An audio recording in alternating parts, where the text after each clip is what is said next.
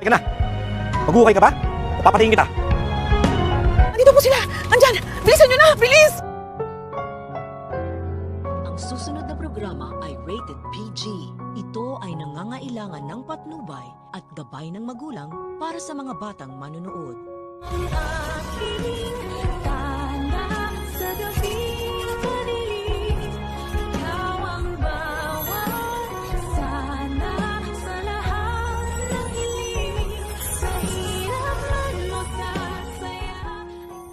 Napagtanto ni Carlos ang mga sinabi sa kanya ni Lindon na dahil nga may utak kriminal si Moira at nagawa niya ring itulak sa hagdan ang sarili niyang asawang si Robert, ay hindi rin daw malabong mangyaring siya nga ang nagpakidnap sa kaawa-awang si Lolo Pepe. Kaya naman upang makumpirma ang hinala ni Carlos ay kinausap niya ang anak niyang bruha din na si Zoe. Pangungumbinsi nga ni Carlos sa babaita na tatay daw siya nito at anak daw niya si Zoe. Kaya kakampi niya daw ito at hindi niya nga isusumbong kahit pa man may kinalaman ito sa nangyaring kidnapping. Umamin din naman ang bruha na si Moira nga daw ang promotor sa pagkawala ni Lolo Pepe.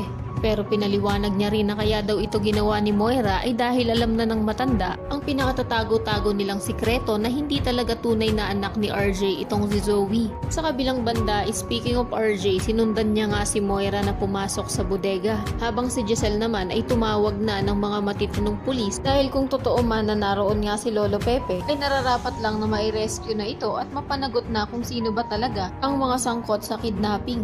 Speaking of sangkot naman sa kidnapping, itong ang si Vasquez na nagdala sa matanda sa bodega ay nakumbinsi na ni Lolo Pepe na palayain siya kapalit ng 10 milyong piso. Ang iniintay nga lang nila ay timing upang tuluyan na niyang mapatakas ang matanda. Sakto naman na sinabi ni Balahadja na pupunta daw siya sa Manila, kaya nagkaroon na sila ng pagkakataon para isakatuparan ang plano nila. Ngunit tulad ng inaasahan, nakakampi na naman si Direk sa mga masasamang taong tulad nila Moira, ay mabubulilyaso pa ang pagtakas ng matanda pagkat malalaman ni Balahadja ang plano ng dalawa at maaabutan niya pa si Lolo Pepe. Dito niya na nga bubugbugin ang kaawa-awang matanda habang inuutusan niya ito na maghukay para sa sarili niyang libingan.